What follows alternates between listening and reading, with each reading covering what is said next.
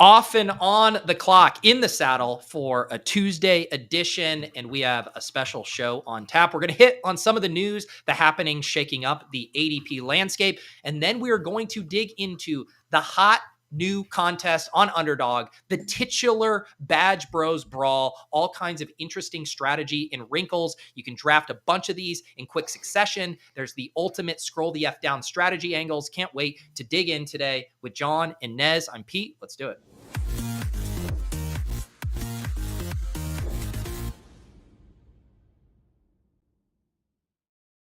All right. Welcome back, everyone. We got the GMs flowing, getting into the Badge Bros streets. How are we doing, Nez and Jon? Doing well. I'm very excited to talk about this with you guys. I feel like there's a lot of untapped strategy, a lot of like unearthed angles as far as the Badge Bros Brawl, GTO strategy goes. So I think I'm hopefully we don't solve this for good, but I think that like this is definitely one of the like sneaky edge filled contests in the lobby. Was that a reference to one of Davis's Battle Royale streams in the summer? We solved Battle Royales for good. Do you remember that title? I'm pretty sure that was a title with Nerdy. Anytime I used like something is solved, it's always Gumby. It's always a Gumby reference. Yeah, Gumby, shout out Gumby, always working to solve something, even if it's his own Jeopardy sim he created or something. and the goobers. Yes. People, yeah, my shirt, I always get lots of comments and stuff on this. It is an inspo of the Vancouver, but it is the No Dunks. Our friends over there, Jay Skeets, Trey Kirby, Taz Mellis, they did some merch drops, and I had to get this one because I love supporting those guys. And it's a fire tank top there. Dude, it's Jon, probably, what's that? It's probably the best basketball jersey of all time. That color scheme, that pattern on the outside. I'm a little biased, obviously, but I think it's probably my favorite jersey ever. That era is just filled with fire jerseys in general. Yeah. We need to go back to the roots, man. Did you guys have teal one too? The Pistons teal one is like, that one's like so bad it's good. The Pistons teal, because I had a Grant Hill one in that but you guys just made me think of, did you guys ever have, I had the mattress cover that was just all the various NBA team logos for like a comforter, and like all those like mid 90s NBA logos were just so good. Yeah, that was sick. Something about that cotton that was used was so soft. I don't know what it is about that the type of cotton they use for those sheets. You can't. No one's been able to recreate it. It's funny too, because like, so my parents, they come out, every few months or so to see April, and my dad, like every single time they're trying to clear out like all of my knickknacks and memorabilia and stuff. And so he always brings me back new stuff. And the most recent one, I actually have it right here. He brought me back some old pennants, and like, he like packs these in his luggage to drop them off. But check out this nugget. Dude, why are all dads the same? My dad does the same exact shit for me. He brought, what the hell did he brought me like a ton of just like stuff that I don't know what to do with. Oh, that's so tough. So this one is signed by Dikembe Mutombo right here, because we were after the game and had him sign it. Then we have, this is a deep cut. This one isn't as cool. Colorado Rapids, the MLS team there. Oh, wow. Oh. This Colorado Rockies, this is when we hosted the All-Star game. And so there's all these like pins and stuff on it as well. So yeah, I don't know what I'm going to do with these, but thank you, Dad. Those are actually pretty clean. You might want to hang them. There's a little vacant space right behind your head there, Pete, when you move your head. Couple banners in the rafters. I know. I think there's some cards. There's also like a bunch of, he brought all my old like soccer trophies from like, when I was a kid, right? I'm just surely you need those. I wish he would just like ask me before it brings them out, because I'd just be like, Dad, you can chuck those, just like take a photo of them and whatever. But nope, had to bring those in the carry-on luggage. You gotta love it because it's from such a good place, right? He's like, he's gonna love that I'm just like bringing these. Like, I don't even need to ask. I know he's gonna love this. Yeah. In that same vein, my mom sent me pictures of college textbooks the other day. She's like, do you need these? Jon, that's a heavy-handed like subliminal message. Like, maybe you need to hit the books, buddy. Maybe you need to go back. Yeah, because I certainly didn't read them the first time around. So maybe some new material. Speaking of Jon being out of touch, before the show, I was like, yeah, let's hit on some news and then we'll get into Badge Bros Brawl. And Jon goes, what news? And I had to rattle off like 19 different news stories that have popped up over the past few days. Have you not been paying attention to the NFL news cycle, Jon? Okay, maybe I was a little not as tapped in as I usually am, but I was in the drafting streets. So I did get 25 Badge Bros Brawls done this weekend. So I'm quite proud of that number. But in terms of like the actual camp adjacent news, I might be a little bit behind. But I was playing football catch up this weekend because I did some reading and whatnot. I read a little bit of JJ's guide. I read all 4,000 words that Hayden put out on the quarterback stuff, and I got the Warren Sharp guide in the other day. So I was picking through that too. So I'm not completely out of the loop, but yeah, you did catch me off guard with a couple. I mean, I gotta go to Jon and Nez because I'm just starting to get really bad vibes about this Najee Harris thing. And when we got to talk Najee, you are the de facto spokesman for the Najee Hive in here. Are you starting to get worried that this is kind of suspicious? Oh yeah, I mean, I'd be lying if I said I wasn't. Like, I haven't taken Najee since we got, since the FUD hit the market. I knew that it was not time to draft Najee, and from a market standpoint, right? Like, I'm drafting over 1,000 teams. I need to be conscious. I need to be price conscious. So when is the fall going to stop? I'm not sure, but I think around when I see 140 Najee, I click. But I think that you could actually see ADP 140 plus on him. It's just like, they're just being so quiet, and this is not a no news is good news situation. We need to know that he's okay, and we need to know something. We need, like, can we see a pic? Can I at least see it? Like, I'm kind of like a freak in that way. I like to see, surgeries and stuff. Can I see what the eye looks like at least? Like, we know nothing. It can't be like this can only be painted as bearish right now. And we get like these players, right, when they have like holdout situations or they're upset, like they do their cryptic Instagram stories, or like, their cousin will like talk about it on their, IG or whatever. Like, there's always something. And it's just like, how is there across the board, other than the one statement from his agent, like there has been nothing? Like, why have they not been like, you guys are all freaking out for no reason? It just seems so weird to me how quiet it has been. When I was searching for Najee Chargers images, because they're like crazy limited outside of the jersey swap for the cover today, you can kind of go back in the archives of Twitter and see like the initial OTAs photos. And it's this beautifully ironic, tragically ironic thing that the most recent reports on Najee in May were him switching to wearing a visor this year, and all the helmet details of him wearing a visor. And I was like, oh, that didn't age so well. Yeah. The irony is thick there. It's too thick.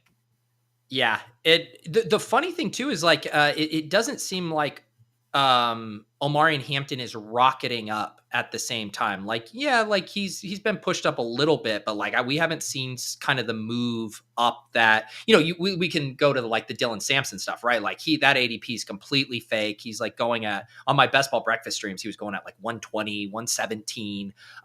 He is, yeah, but he's on the fast track. He's on the fast track, but I'm like, shouldn't Omarion Hampton kind of be on that too? Like, if there is, because he was already a decent bet. Like late third, he just seems like, yeah, if you want Breece and Kyron over him, I get that for sure. But then it's like, man, he's pretty clearly the best running back pick there. Yeah, it's kind of what we talked about last week, where it was like the resistance for him, where we already kind of like pricing him into that spot, because as soon as ETR put him at like 38 or whatever, and he started going on the right-hand side of the board, we talked about that resistance threshold of, the two guys you named in Kyron and Hall, but then also like Mike Evans and JSN, like that kind of like tier there. Can you still justify it? I mean, it's not necessarily all roses. I mean, we could paint a picture that he's getting first team reps, and that was some of the news that I was looking through, which is like great, but it's like, I don't know, even first team reps for him, like I probably still want Kyron, do I not? That's kind of where I'm at. I think so, and I'll pat myself on the back here because like I'm getting a ton of Hampton now. Like, I think Hampton was always overpriced. and like, because I was taking Najee before the fireworks thing happened, but the fact that Hampton is not like a second round pick right now, I think kind of like, I think serves me right in the past for not like hammering Hampton as often as like I maybe could have, because it was just he was expensive, and I just knew that Najee was a thorn in his side.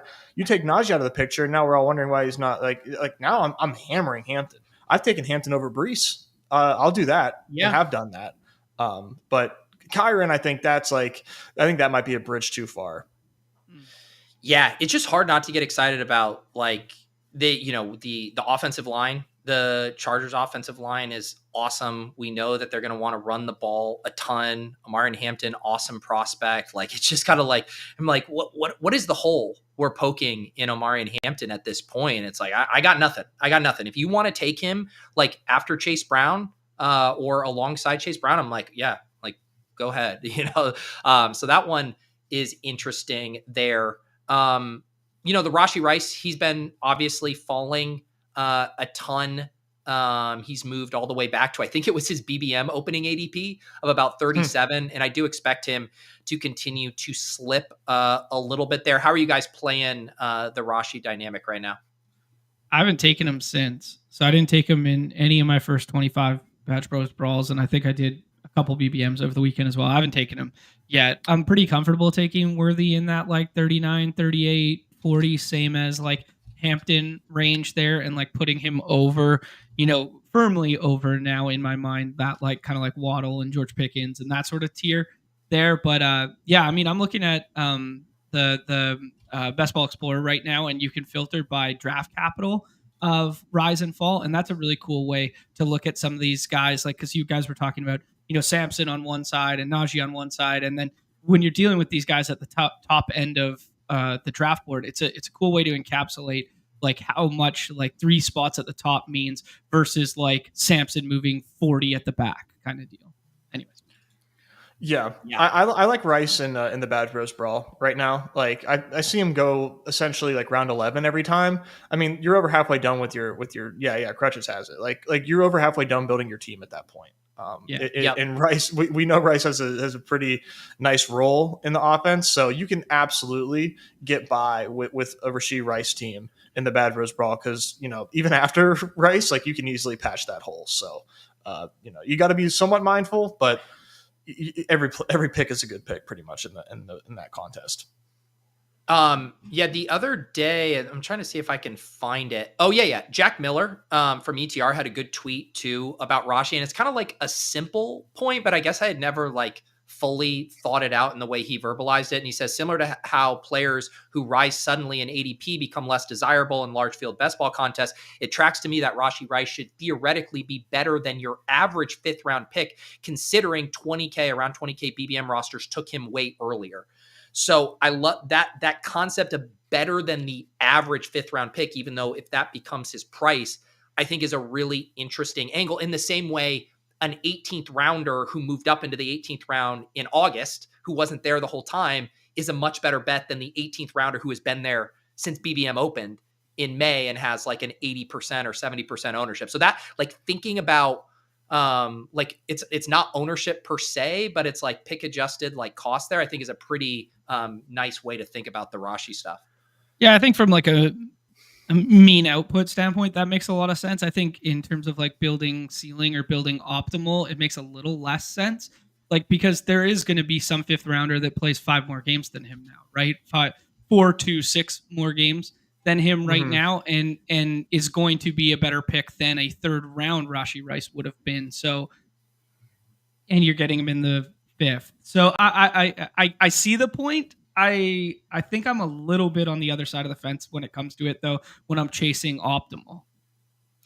Yeah, I think it's just like the inverse of the I agree with the optimal part, but just that you are now like I this is one of the few, like I was pretty much fully fading Rice in the 2nd, and I want to build a decent amount of Rashee teams.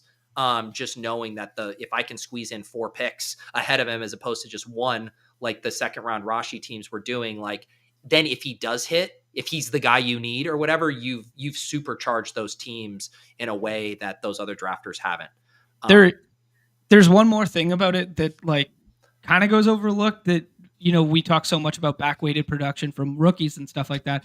Back-weighted production from known, let's call him a known stud, like him and Addison, because you're getting the suspension, they can't get hurt in that window. So even though they're front-weighted zeros, they're more valuable at the back end because we can guarantee health, opposed to like a rookie, where if he's a zero for the beginning, we can't guarantee health in the second half. At least you can guarantee health plus production in the second half with a guy like him. Yeah, I co-sign that little gal brain, but it's not true. I think you could also like say, well, they get off to a slower start, they haven't been playing, yada yada, but they are healthy. They're not playing football, which is a highly violent game. Ty, I see you, brother. I think you've posted this in 3 or 4 spots. How do you feel about your eliminator draft from the 112 this morning? Yes, we were in an eliminator draft. I did that on a walk before the Swolecast. And yes, it was a very fun team. I started Achan and Genty, and then Breece Hall came back to me in the 3rd, and Devontae Adams was also there. So that was my 4-pick start. And so yes, but yes, I will continue to see you guys in the eliminator streets. Like so many people, I do get distracted by other contests like the Badge Bros Brawl that we're going to discuss today. But like whenever I have free time, I'm like, get my eliminators in. So you will see me in those streets. Any other news topics? I know John doesn't have any to discuss because in his mind, there's no other news. But Nez, anything else before we hop into Badge Bros Brawl talk? I mean, I think Godwin is a pretty important discussion right now. Whether or not you were fading him or not to start the season, whether or not you think that was baked in or not, I think is meaningless because he's going to fall. We got the news nugget that he isn't participating in team activities right now. And how many people that are active in moving ADP are on Twitter? I would say a large majority. And we're now getting a circulated picture of Godwin's ankle and how it's clearly swollen, as though people like forgot that he suffered a traumatizing fractured fibula. All these things considered, man, Godwin is going to fall. Does Evans rise? I'm not entirely sure. I think Evans is at a pretty good spot right now, but I think Igbuka is about to rise because of this. So, I mean, this is, if you're just trying to predict ADP movement, I think those are the directions that all 3 of those players are going to head. Yeah, and again, like this is, I mean, we're doing like Zapruder film, or they were on ADP chasing the Godwin thing, and it's like, yeah, the market is going to react to this. It's funny to me though, like I do think sometimes the moves work in logical tandem, right? Like Godwin drops and Igbuka moves up, but a lot of these moves, it's like one of them moves and the other doesn't in a weird way too. So I wonder, it's like, I would be more confident that Godwin's going to drop, that Igbuka is going to rise, just because it's like sometimes that part of it gets ignored. Like even with the Addison stuff, like slightly falling, it's like Hawkinson has been dropping like in a lot of my rooms. And it's like, wouldn't he be a guy you want to inch up if Addison isn't there? But like the market is a big amorphous thing and not one individual acting rationally. Right. The other one is the Niners stuff there, because we had the conversation last week about like Silva being all in on Pearsall, and we were going to get the pup list stuff for Ayuk, and then we got surprise Ricky Pearsall pup list as well. So I was targeting Ayuk in Badge Bros Brawl for the same thesis as everybody else was just talking about with the Rashi, where you fill out your lineup earlier, and then I thought he was direct leverage over the other 2 who were getting drafted more frequently, and you could mask it easier in that contest. So I really liked Ayuk right now in Badge Bros Brawl associated with that news. But yeah, I don't really know what to do with, Pearsall and Juwan Jennings. I'm slurping Pearsall. Yeah. That dip is fantastic.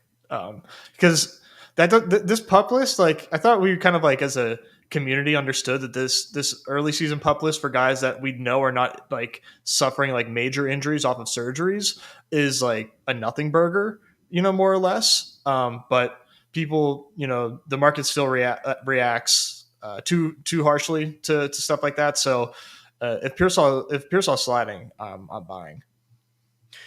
Yeah, I've been more just gobbling up Jennings. I guess I haven't seen massive discounts on Pearsall yet. Has he been like falling past the Green Bay wide receivers for you?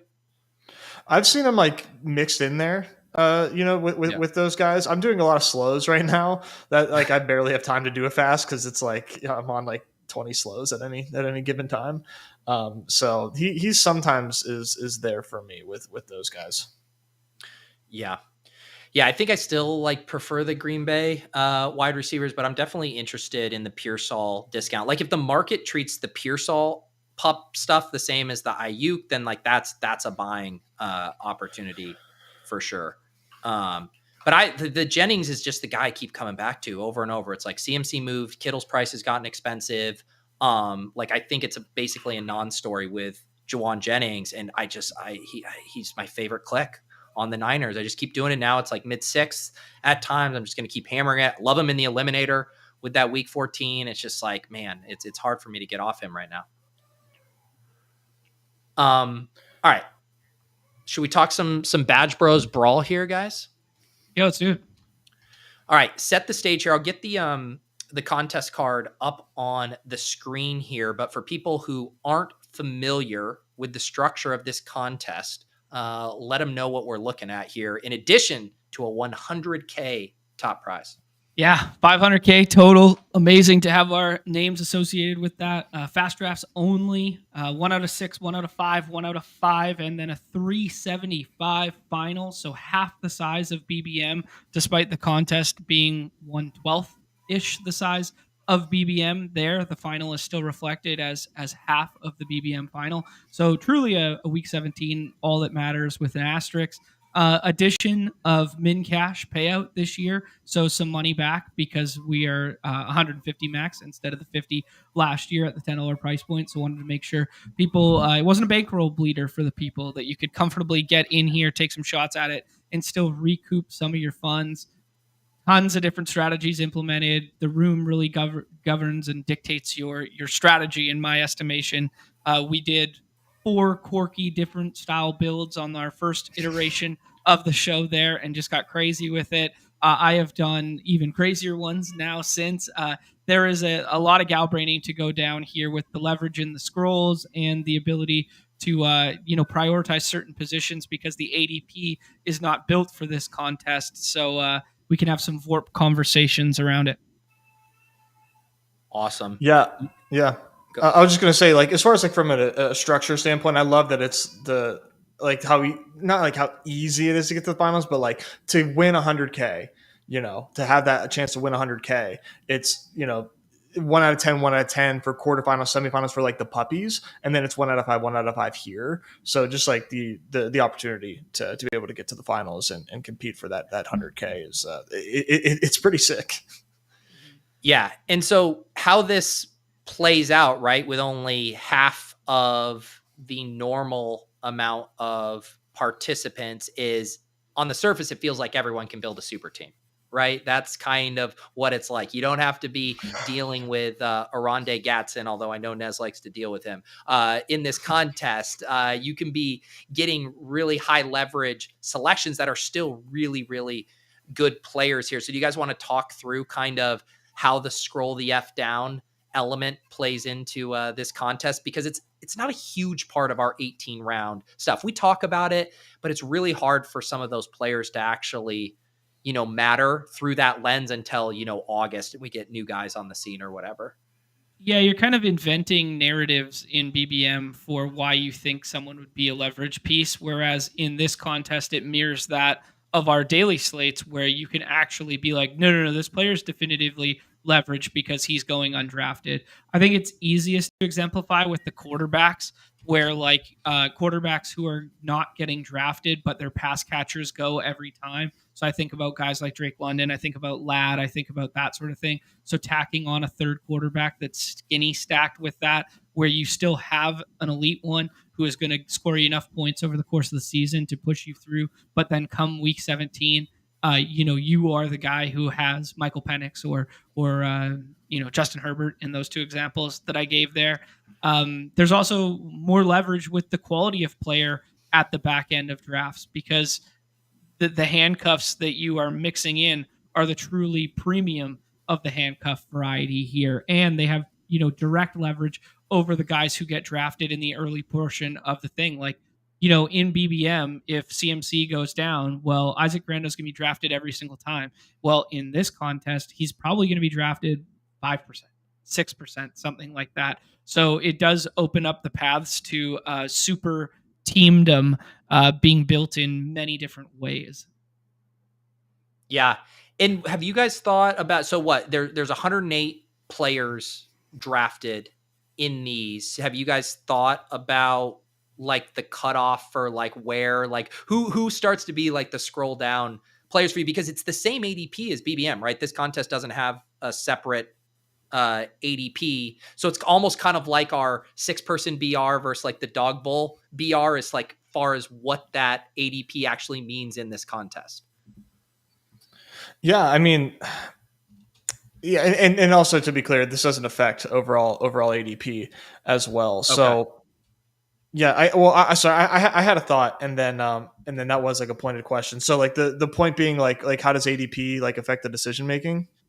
Well, yeah, because this whole idea of like, okay, so the point I'm trying to get at is in BBM, like often the difference in like those 16th through 18th round picks and undrafted guys, there can be a pretty big difference, right? Where a lot of the non guys are like not viably drafted players. In this one, after pick 108, like you can draft some really good players who are going to project for a lot, or not that much different than say a top 100 pick, but at a fraction of the ownership. That's kind of what I was driving at.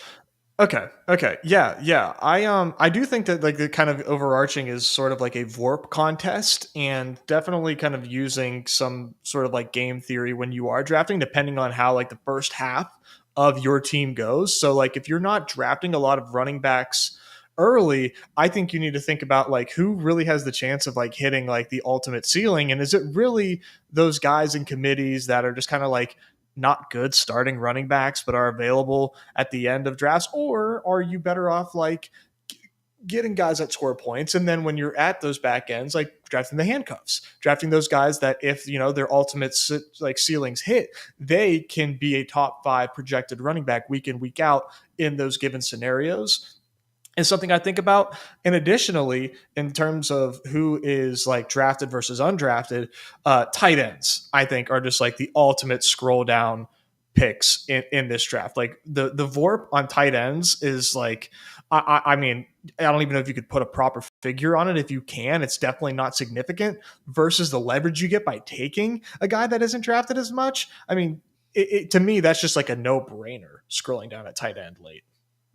Cool. Yeah, I mean, I was definitely doing some skinny stack scroll down with my like second or third tight end, but I was a little bit more prioritized the high ceiling, high floor guys. I was doing a lot more of the elite tight end build and taking one of those top 3s a lot, to be honest. And that's kind of how I started. So maybe I got to start experimenting with like tight end 13, 15, and 21 on a roster or something like that, and mess around.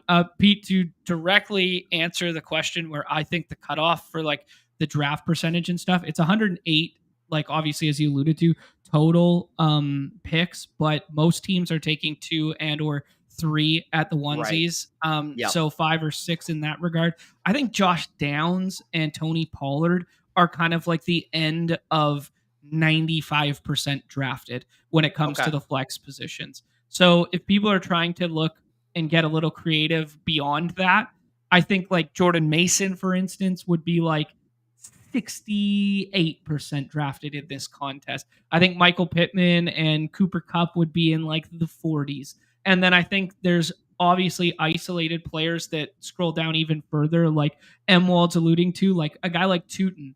We've noticed he goes a lot more in this contest than like the tier between him and the Tony Pollard tier. So guys are really having like isolated targets at the back end. Like I never see Jaylen Warren get drafted. I rarely see Mason get drafted. I rarely see J.K. Dobbins get drafted, to be honest. Interesting. Yeah. Tajay Spears once in a blue moon, but basically never. So there's definitely certain targets who are getting overlooked right now in lieu of like kind of like fun, sexier ceiling profiles like Tootin, for instance. And then, so to then kind of circle back onto what that means for quarterback and tight end, if 2 to 3 are getting drafted in their 6 teams, like even if we say what at like 6 times 2.5 there, so we're talking like through 15, QB 15 and tight end 15, you're probably looking at kind of like where that 100% starts to really tail off if you're looking for a scroll down onesie. Yeah, I would kind of benchmark it at that. People are a little more liberal with the quarterback scrolls. Like you see Tua go, you see Penix go, you see Herbert go, you see Love backstack. It's not like super popular, but I think it's like intelligent to do with your last 3 picks. You can do like Kraft, one of the wide receivers, and Love. So that one's a pretty like quote unquote common one. But then the cutoff at like Tua to the rest of the guys after that, I mean, I would put at less than 5% for like Stafford, Young, Ward, etc. And it's this dynamic plays out in the BRs too, right? Where it's like you get a more diversity of ownership at the onesies, and yet it's also harder for the onesies to really separate and matter. Whereas, like, say in your Tajay Spears example, if Pollard gets hurt and you get 17 games of Spears as the bell cow back, like he's going to be an uber smash as a unique piece where it's like, yeah, I like Cam Ward, but even if he hits, is he separating from the top 6 to 8 QBs who are going to be hitting everyone's lineup, week after week? Yeah, no, it's a good point. But that I pretty much align with what Jon is saying there. Like that's pretty much how my early drafts have led me toward. Are those type of players, and the Jordan Love backstack I think is just so much fun to pull off. If I take London, I'll save a QB spot for Penix.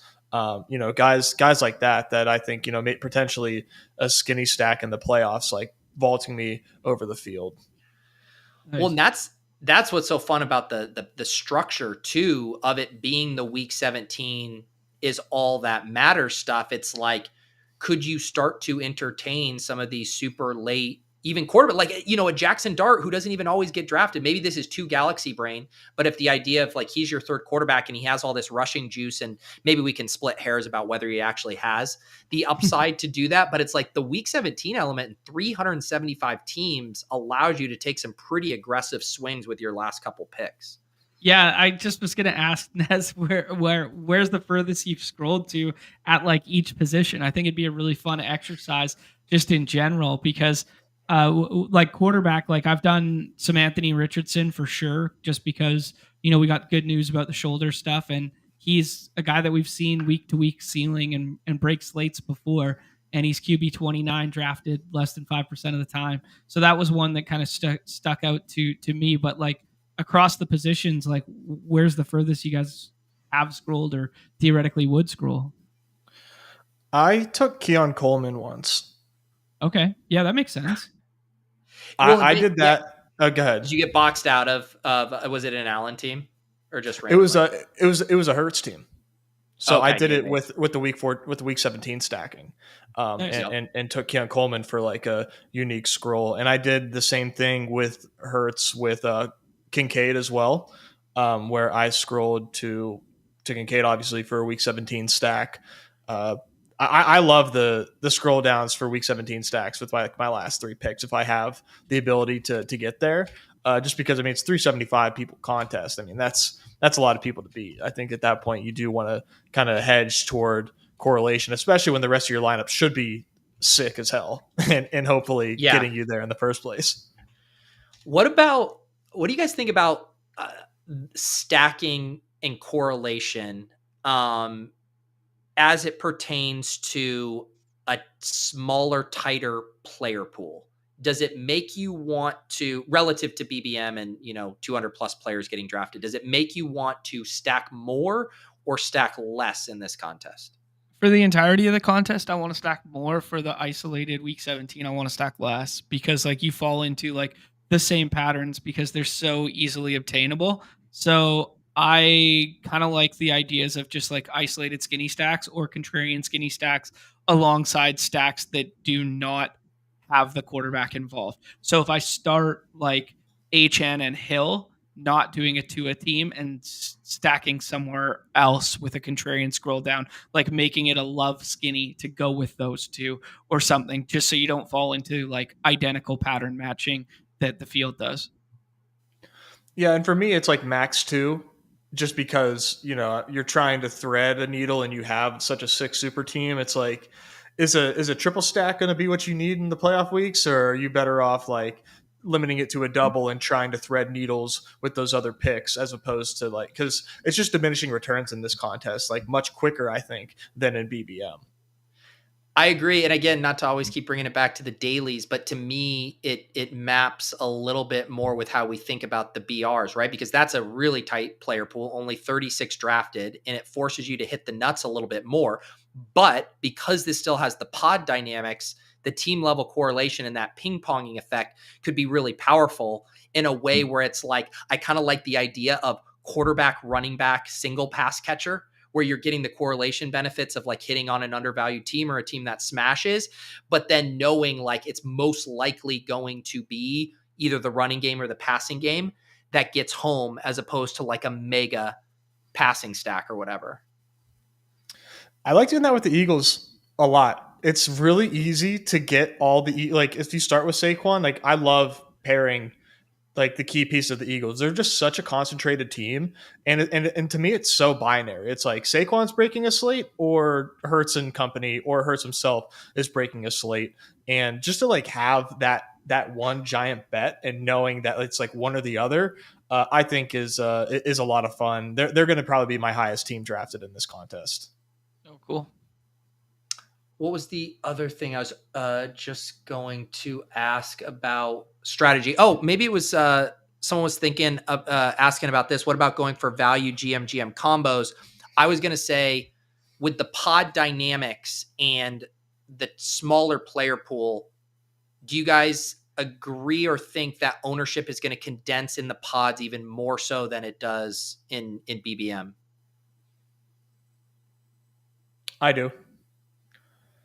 Because it's only one team advancing every single time. So like that's so much more of like a guy you need type of range of outcomes, as opposed to like if these were, if we drafted like let's just say hypothetically, after you draft a Badge Bros Brawl, you pair with another lobby and then it's 2 out of 12 advance. Like at that point, maybe it's the same dynamic, just times 2. But like, I think just the fact that it is only one team advancing every time, you do lend yourself to concentration, at least when you are in the quarterfinals. Like there's probably going to be so much overlap. Like I would bet an insane amount of overlap based on who the league winners were. Yeah, I think it's a pretty good call on this. And that tracks to me too, like because you think about because like ADP is like such a not relevant predictor of like performance, and like once you're after pick 130 140 and people kind of like span out right in BBM, where it's like people, someone's taking Isaac Tesla here and someone's taking their Kyle Manung guy or whatever, but because you can draft exclusively good players and the opportunity cost feels a lot higher, you're probably going to see a lack of diversity at the back end of rosters anyways. And then you couple it with the 1 of 5 dynamic, we're probably, because in typical BBM, right, like even the guys you had to have, they're generally like 30 to 40%. Like you could potentially see 60 to 70% the way this contest is structured. Yeah, I think that's a really good point there, Pete, where you're doing your GM combos. Like for instance, I tweeted one out this morning that was, pretty rare because everybody pushes up the running backs in this format. And I got a Saquon, Genty, Henry, Tyreek Hill start. And the way I landed that plane was, don't be afraid to miss with this. It was, let me get 2 scroll the F down stacks associated with it, because I think this will exist a little bit more than people give credence to. And as Nez alluded to, that, if one of those top 3 running backs is the one that you need and condenses ownership in those pods, I want to be the one with the contrarian stuff tacked onto it. So to like bring it all the way back to the whose question was it with the GM? It was Go Cards. Yeah.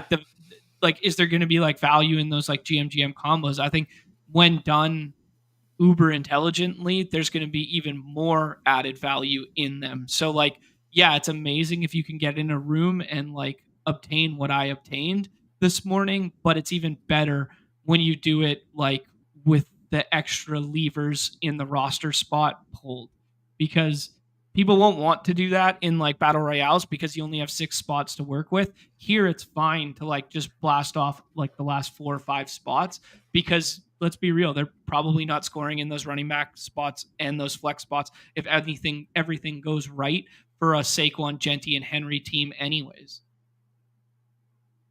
Yep.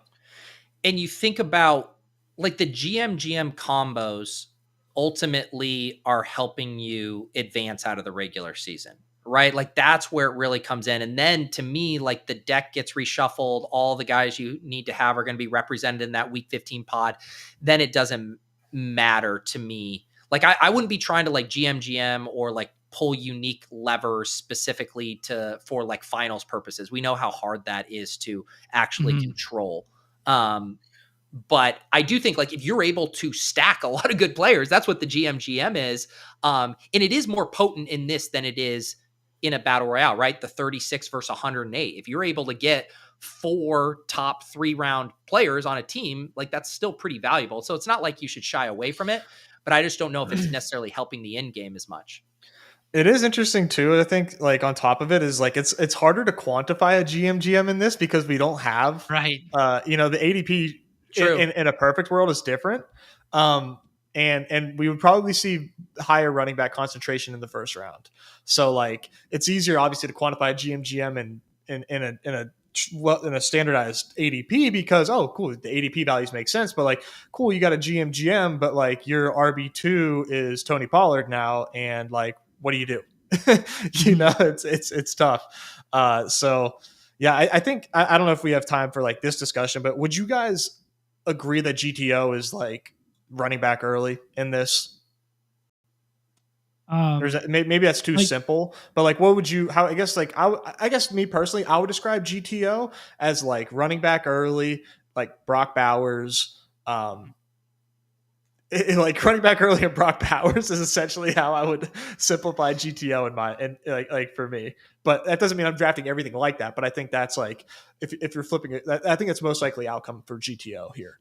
Yeah, like if you're gonna do a balanced build through like the first like 6 rounds or something like that, I think like anchor wide receiver, 3 of those top 12 to 14 running backs, 1 elite quarterback, 1 elite tight end would be like that was going to be my only thing too. Is like I think I would want like anchor wide receiver, but running back heavy, just because I'm like, even like once you get to like the lad and stuff thing, and it's like, man, you can start to make cases for 3rd, 4th round wide receivers. Whereas at least like the running backs you're betting on, like their workloads or whatever are a little more defined, I think, than those wide receivers. And it's like, is it going to shock anyone if like one of the Green Bay wide receivers outscores like a couple of the 3rd round wide receivers? Like it's not, but whereas like the running backs, I think you get into way more dicey territory down there. So it's like, yeah, give me one of Chase, Jefferson, Lamb, Puka, Neighbors, even Nico, Amon-Ra, and then just like hammer running back. That's kind of how I would default, but I haven't done one yet. So I'm just thinking it through. Oh, cool. Okay. The room really dictates how you should draft, because if they play it to ADP, you can get some of those underpriced running backs like a little bit later, and sometimes you can slough off like 2 of the wide receivers and the premium tight end and then still get 3 running backs there. So like the room does really dictate what you do in a large way in this contest. Yep. Yeah, and then how have you guys been handling, then circling back to the onesies? We talked about scroll onesies, but how have you guys been handling like the elite? So let's say top 3 tight ends and top, 4 quarterbacks. I basically have none right now. Oh, wow. Yeah. I do more often than not. I double tap elite QBs. I pair 2 of the top 4 and then just leave it at like, that's my favorite way to do it, but I don't do it every time, but that's my favorite. And then for tight end, it's Bowers or McBride. I've done both just because it's like fun because you can, but I don't think that that's like optimal, but I'll definitely do it. Sometimes starve the beast a little bit. Yeah, exactly. And potentially, just like get 2 legendary weeks. I'm pretty much like full fading Kittle in this. I think he is rising in BBM because of the Ayuk stuff and the fact that there is a tier break between him and the others, the other tight ends there. But I don't think that he warrants a high pick in the Badge Bros Brawl necessarily. So I am, way off Kittle in here. But that's how I'm handling the onesies. It's like if I don't get Bowers or McBride, it's sort of like BBM coded for me. Like I think Kittle's too expensive in BBM right now too. It's very BBM for me. It's like Bowers or McBride. And I barely take Bowers or McBride in BBM, and here I do. And then if not, then I am just like waiting, and then I'm hitting like 3 late tight ends that I like, that either stack or that I just think have nice range of outcomes.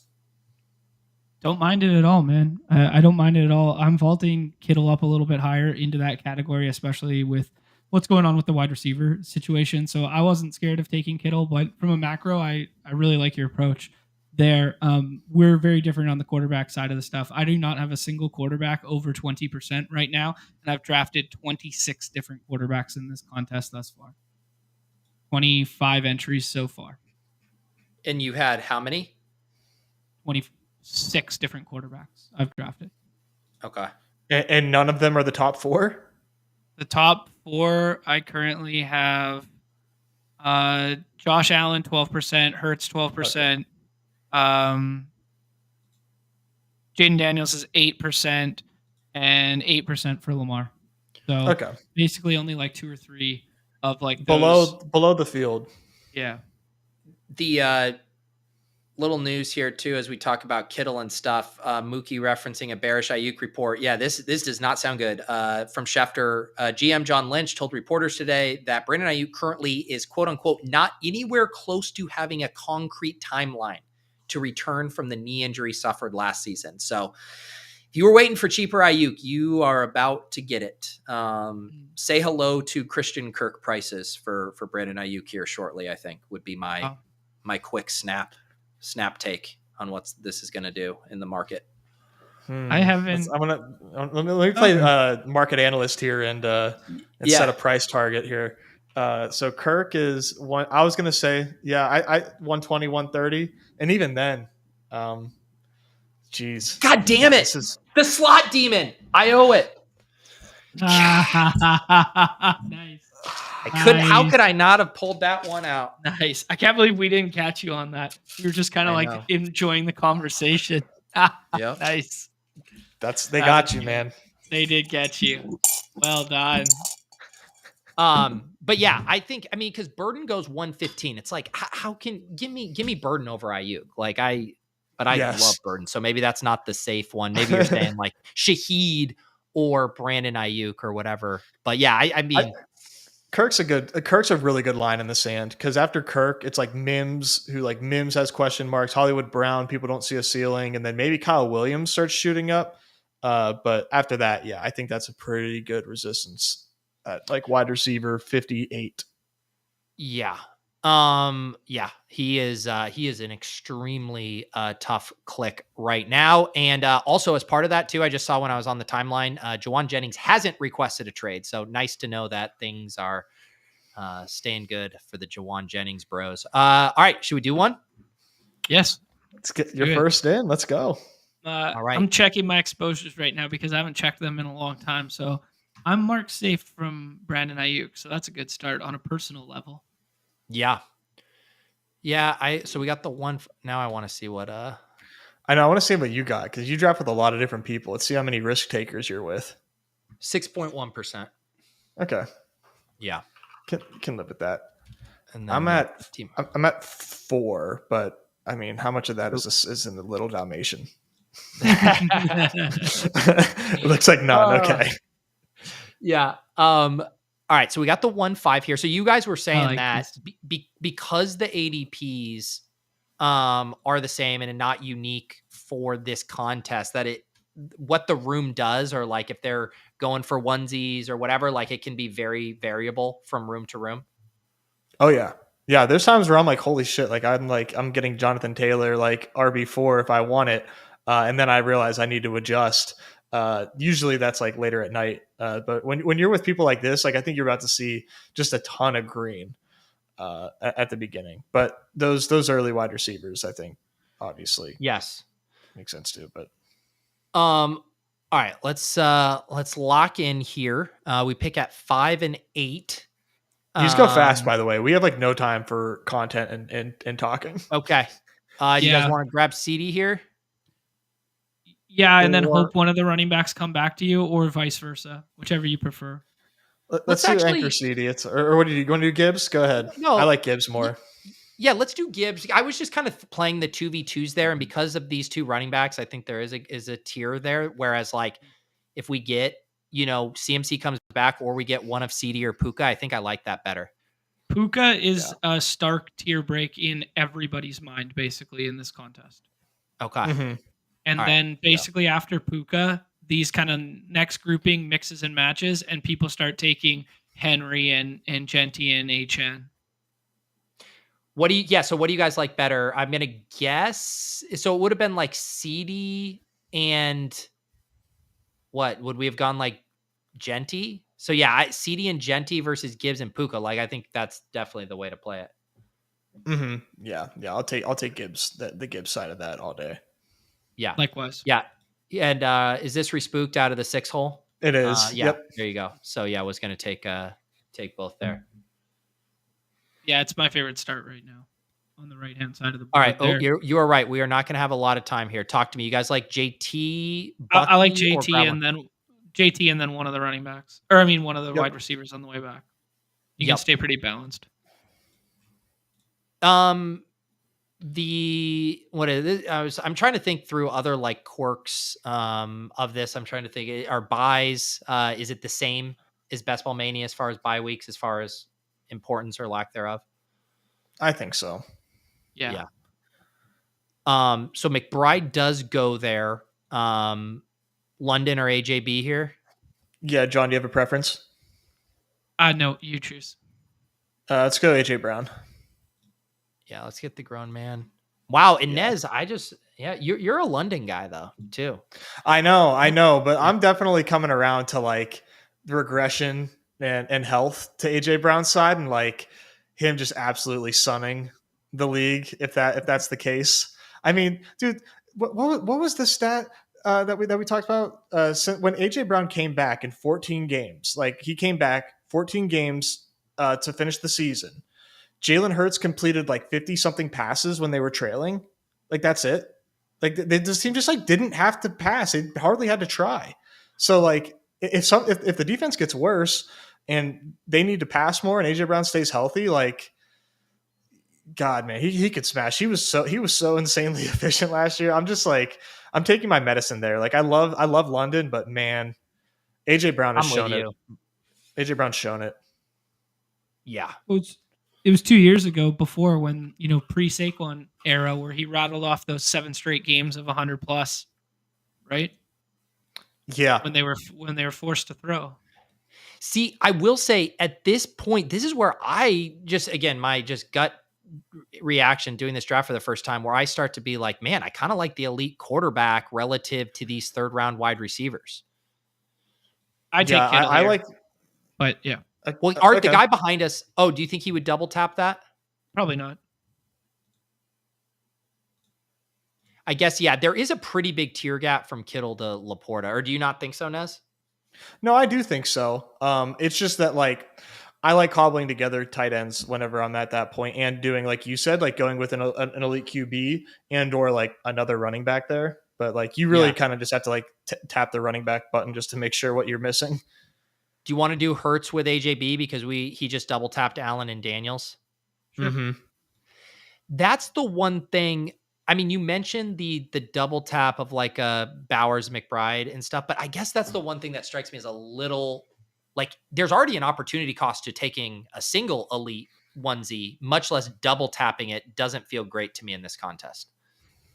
The counter to that is the tier of wide receivers is so flat that if you've already addressed running back and tight end, you can kind of get away with it. Mm-hmm. There's honestly no wrong way to build unless you just like piss 7 early. But even 7 early is kind of like you give yourself contrarian stacking outs if you do it intelligently with the quarterbacks. and you can play 4s at the onesies or 3s at the onesies, and then you get all the contingent running backs.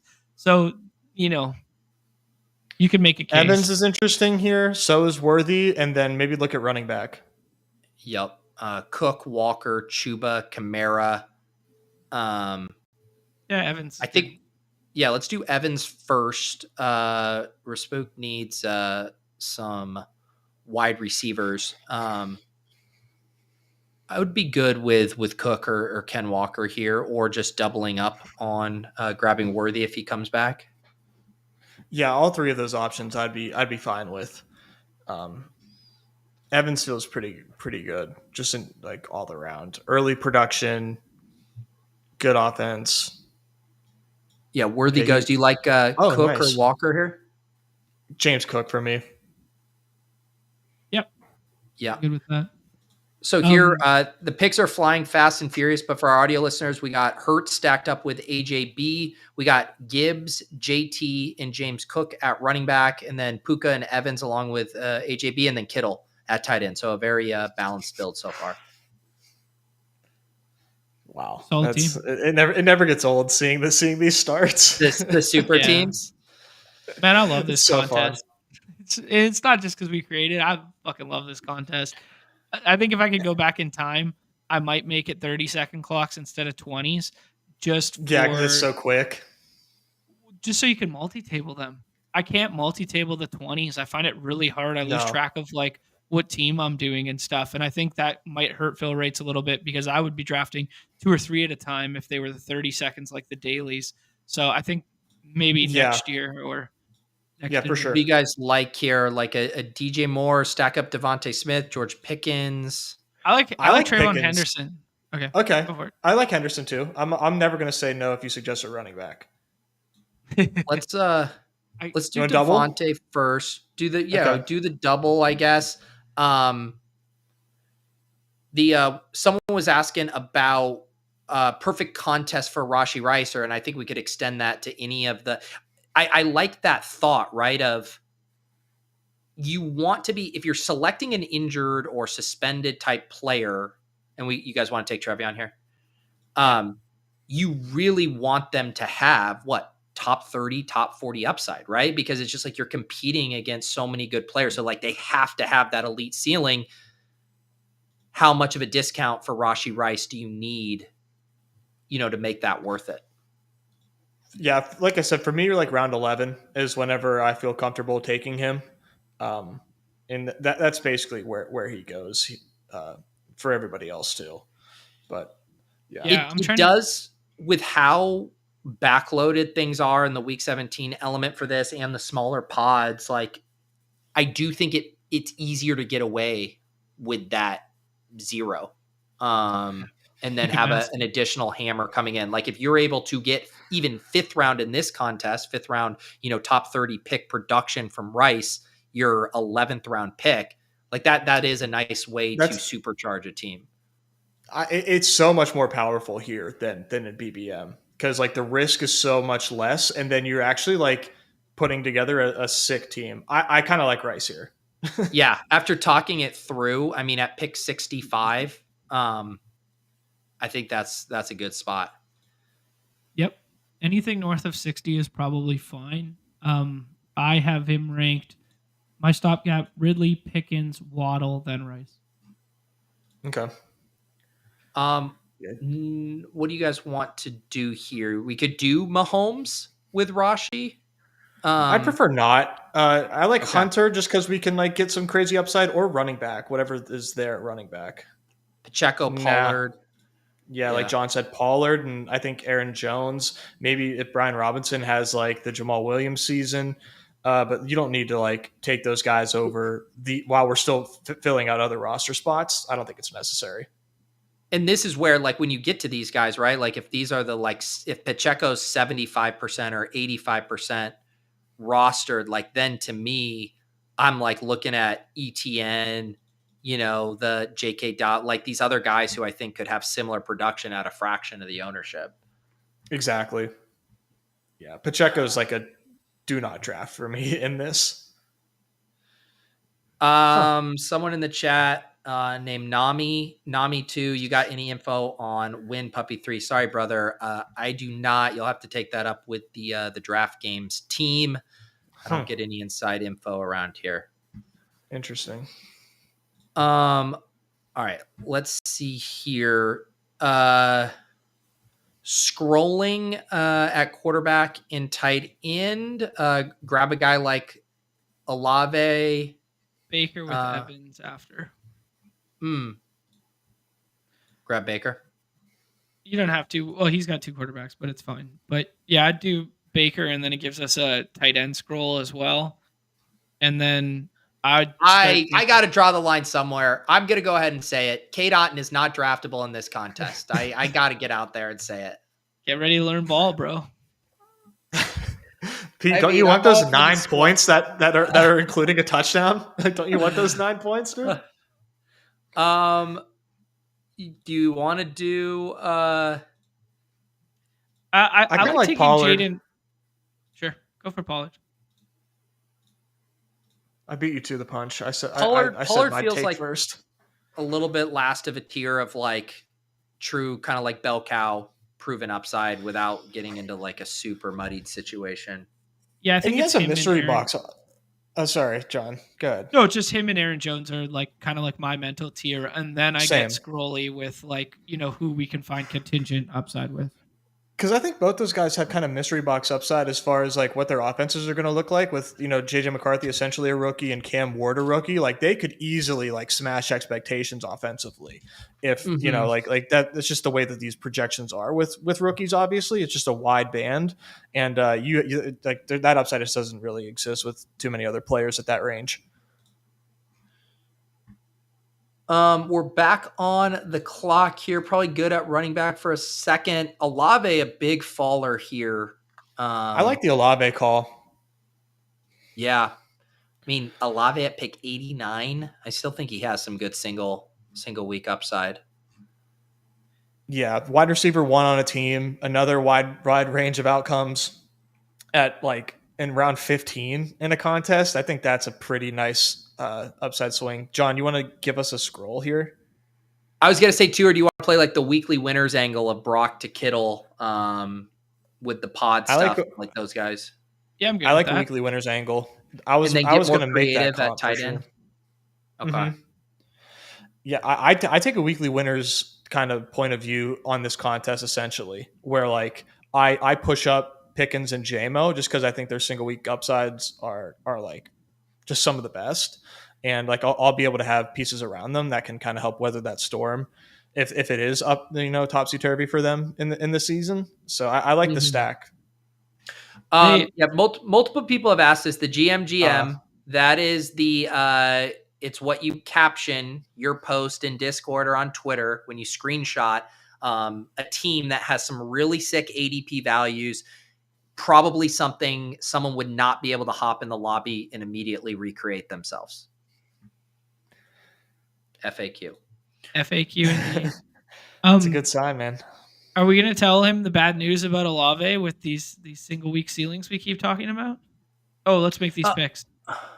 Tight end for sure. I like Kraft. I think Kraft is like a tier break unless you guys want to get crazy. No, I like Kraft. I like Kraft too. I was gonna say like likely is another like really nice spike week type option. Would you go 6 onesies in the Badge Bros Brawl? I don't hate it, but I haven't thought it through. What about you guys? Yeah, I like it. I don't have a problem with it. Yeah, I think my favorite build is 3-5-7-3. Or is this a bad click, John? Do you got a more inspired scroll? I'll do Cade if you want Cade, sir.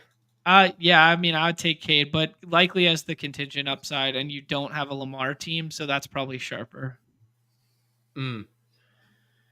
I guess my only concern would be is like likely the bad chalk, like is likely coming in at 80% ownership there.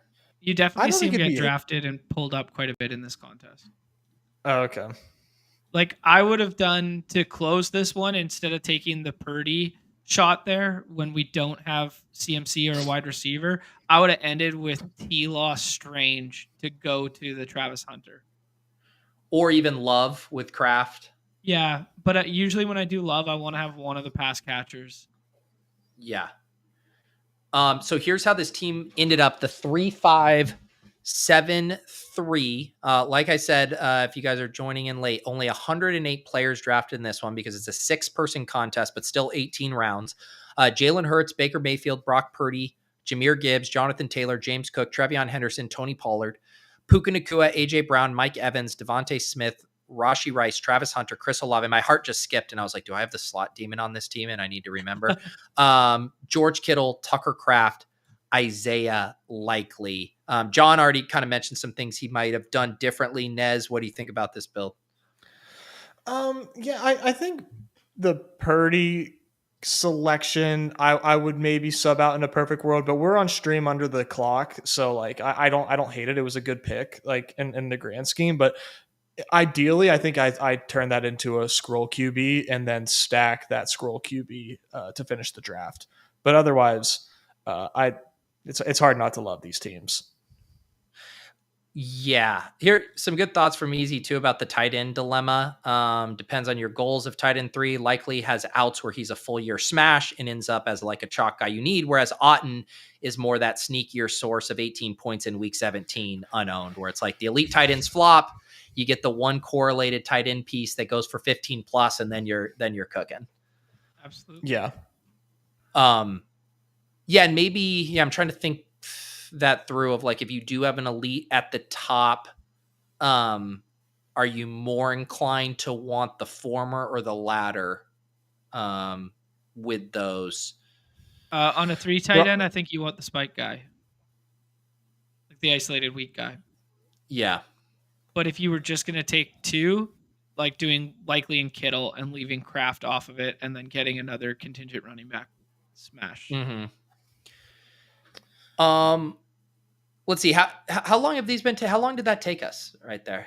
Is that like, how long are these? Like 15 minutes? 15 minutes max. Yeah. Yeah. Let's do fun. One more, and we'll maybe try to get a little more creative with our scrolls in this one here.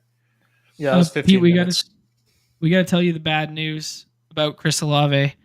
He has never scored greater than 20 underdog half PPR points in a game. Oh no.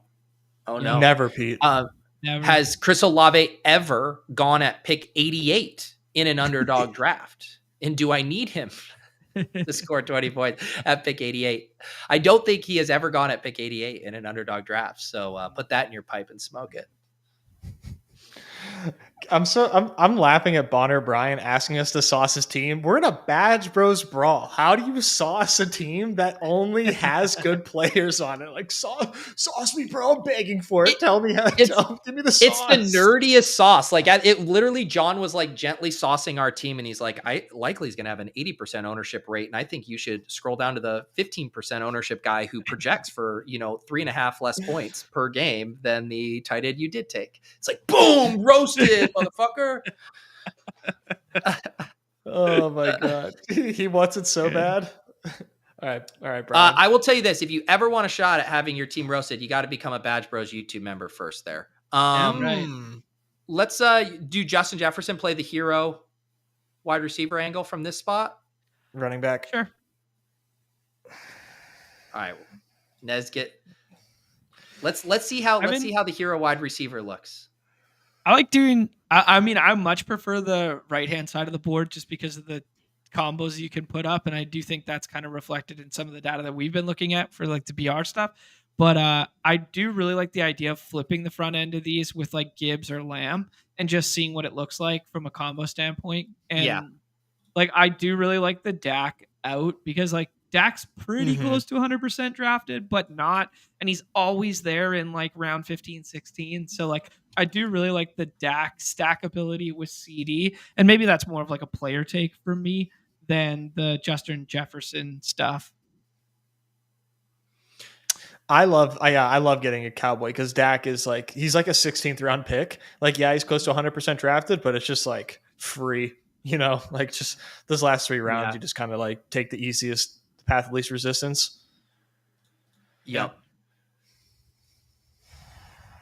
Something we experimented with on stream was punting both the onesies till the last 8 picks and going 5-5 to start, Pete, and then going all scrolly F down onesies, basically. Pretty fun. Yeah. All right, let's go HN. Lock up HN here. Yeah. One of the examples of just like reading the room and seeing like, how quickly, like if this person double taps 2 running backs and then you're down to the Josh Jacobs tier, then it starts to feel real gross. Well, sometimes you end up with like Jonathan Taylor as your RB3, and other times you end up with him as your RB1 based on what the room does. Let's go Bowers. Yeah, I'm good with Bowers. Yeah, Bowers or Amon-Ra would be cool. Yeah, I'm good with Bowers. I wasn't sure if we were going to do the Uber scroll that you had mentioned at the onesies. Oh, yeah. I mean, we could. Not anymore. But yeah, it would have been fun. Yeah, it'll be interesting to find out if 4-5-5-4 is optimal. Only time will tell. But who could possibly say?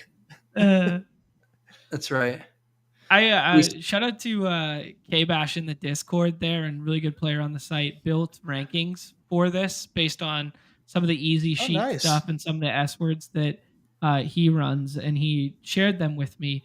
And you'll be happy to know when he did his VORP calculations there, Nez, 5 of the first 6 picks are running backs.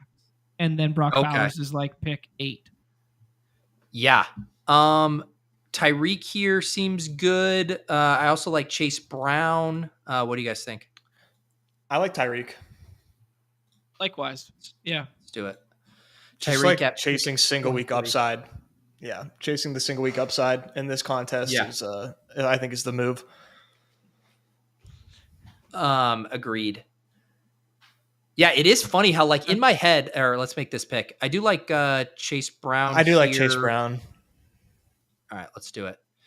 This contest to me in my head, it's like a mix of a weekly BR, weekly winners, and BBM. Like those are the 3 like reference points that I'm trying to mash up as I like think through. Yeah, if you could like kind of map it in your head, like where you're borrowing these ideas from and how large the idea bubble is as far as the what you're borrowing from. I don't know.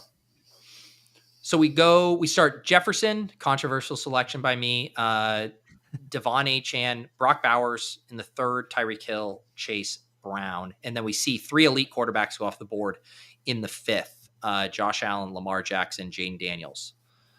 Yeah, you see that a lot with the 3 elite going, and then Hurts kind of lingers for who wants to stack, and usually it's the AJ Brown drafter, and then people play rope-a-dope with Burrow between the T drafter and Chase.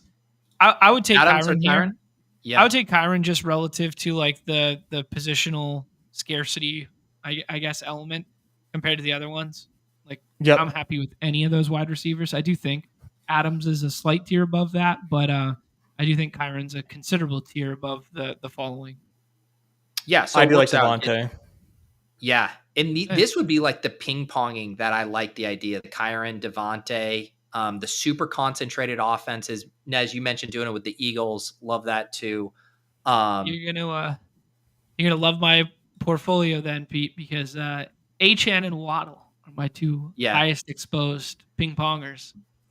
That's a good one. I like that. Their quarterback doesn't get drafted. It matters. Maybe he will this time.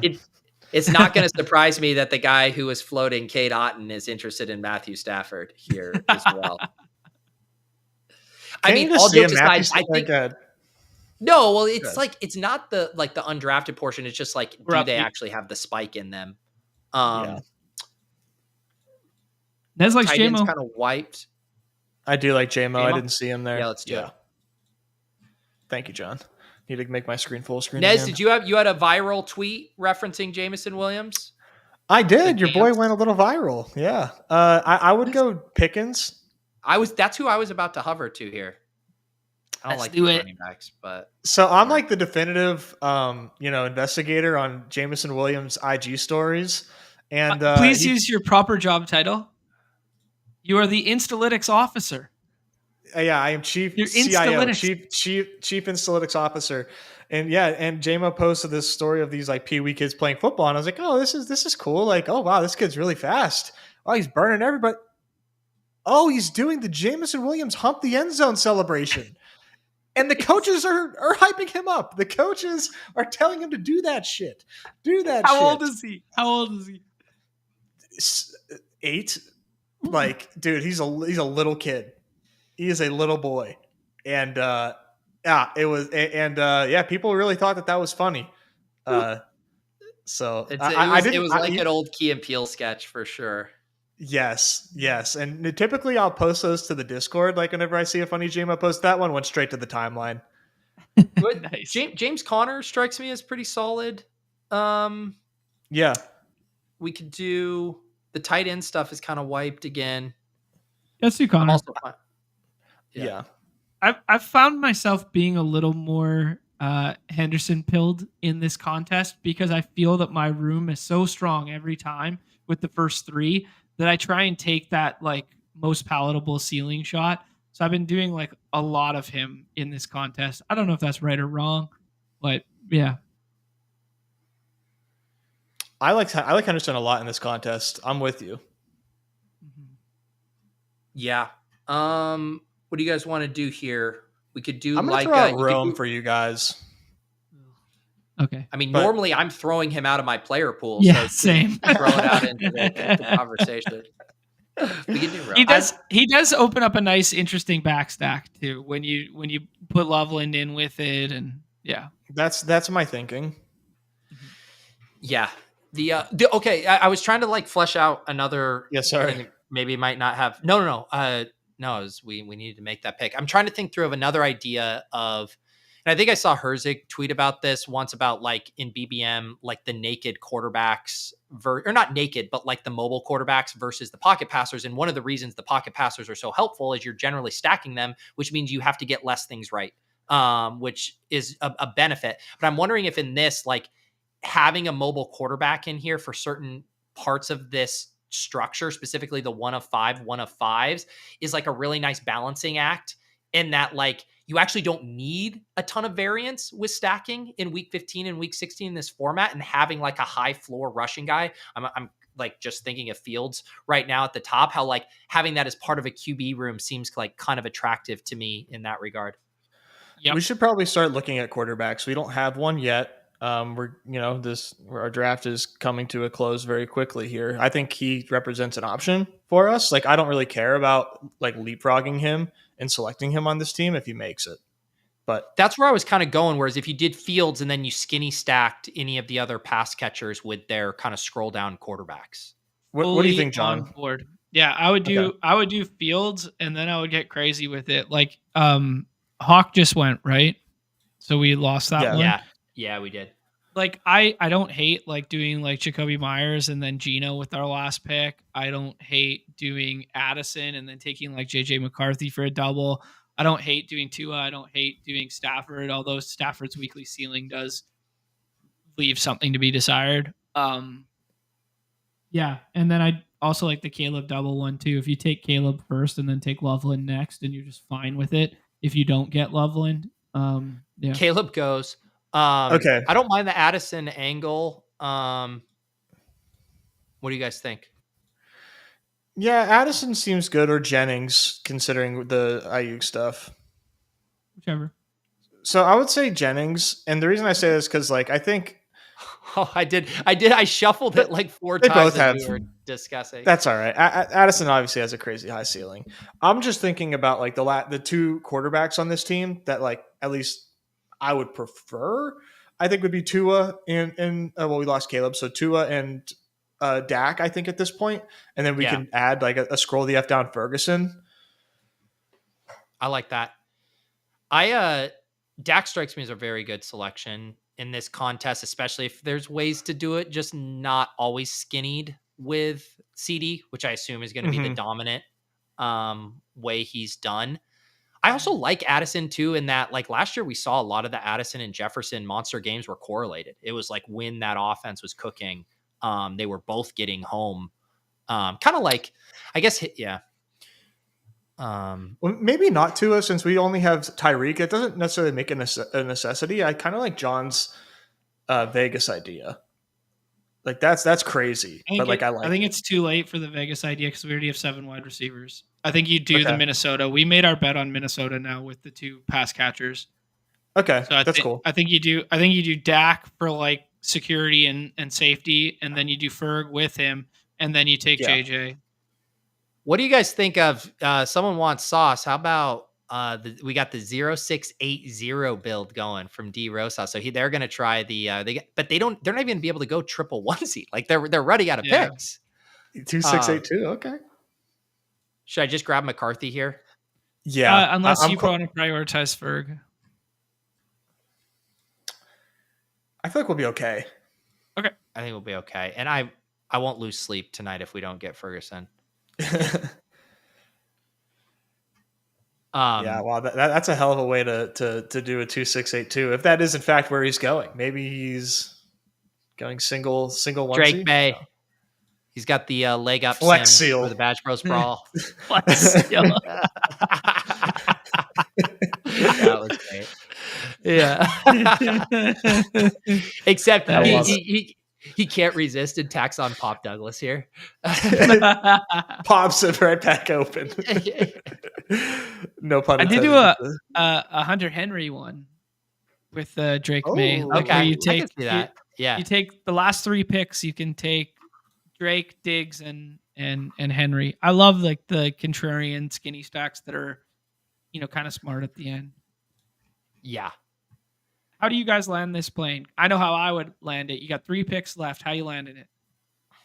We definitely should. One running back, 1 tight end, and 1 more or 2 more tight ends, or 1 more tight end. Sorry, after we take Ferg, or would you go 2 tight ends here? I think I go 2 tight ends,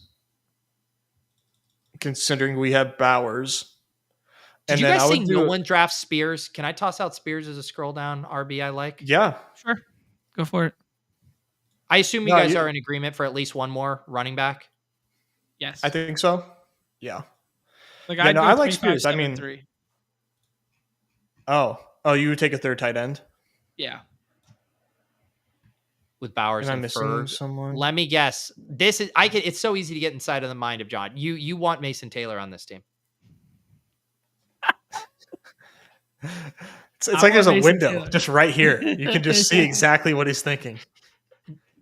The only reason John was on board with Justin Fields was because he knew it was a path to taking a tight end with an ADP of 184. I don't hate it. El Lazard, bro. What do you like, Nez? I think I would go contingency running back. Okay. Devontae Williams doesn't really get drafted, and he's part of our stack too. If you want to like uber stack Dallas. Yeah. You could also play Braylon if you really wanted to get with a guy like the ping pong in on the Jets. Brees gets hurt. Braylon show. Sure. I love just like any like handcuff that we deem to be clean, and that's a fun one. I do a lot of Garendo. I think that's maybe like the chalk. Like if anybody's doing that, like the chalk handcuffs are like Garendo, Benson type of players. Like I take a lot of those guys, but because I just can't like resist. Yeah, Rashad White turns into a double stack for a lot of people too. Yeah, man, you guys got to work on this. I don't know if this is a troll or if just that's the 3rd. A GM combo here? That's how small fries we are, bro. That's how. We're growing, man. That's a good sign when people want to know what GM means. That means we got some new blood. We got our own fucking contest in the lobby for $500,000 and nobody knows what a GM is. We're small fries, Petey. We're not your best ball breakfast crowd, man. We're the appetizer in the evenings at happy hour. All right, here's the team. It's in the books. Took a little different angle here. 7-2. Justin Fields, Dak Prescott, and McCarthy. Achane, Chase Brown, Kyron Williams, James Conner, Tajay Spears, Braylon Allen, Justin Jefferson, Tyreek Hill, Devontae Adams, Jameson Williams, George Pickens, Rome Odunze, Jordan Addison, and then Brock Bowers and Jake Ferguson. Thoughts on this one? I think I like this one more than the last one. At least it just feels like I do. I'd have to like compare them side by side to make a full definitive take on that. I still think that running back at pick 2 is the move, but I like the way that we built this team around like McCarthy being him and getting a double on that. And I love taking contingency running backs in the Badge Bros Brawl. So yeah, I like this team. Yeah, I like all those takes there, Nez. I do like structurally intelligent by doing the Bowers stuff feels good. Doing anchor wide receiver once you do take that wide receiver and then prioritizing some of those running backs right after makes a lot of sense to me. I think my optimal building construction looks kind of similar to this. I am in lockstep with Nez about prioritizing the running backs, but my optimal builds kind of look similar to this, where it's like you got some high contingent, you got some contrarian quarterbacks, and you got some contrarian ways of stacking said quarterbacks. So fun draft. I think this was, the first one was kind of like getting our feet wet, playing the chalk, playing the hits, and this was more like, okay, we understand the format. We're starting to cook a little bit. Yeah. No, and like you guys said, I mean, it's just there's so many different strategies you can take, even if you knew that ADP was fixed and that every player was going to take the exact top ADP and you got to maneuver. Like even then there'd be all these different strategies, but then you combine in the ADP actually not being reflective of necessarily what happens. And then that creates another choose your own adventure, very fun contest to think through. I think I almost have to be like a desktop guy for this one too. Just like stuff is happening so fast. It's kind of nice to be able to like get the queue going and really monitor the draft board. Agreed.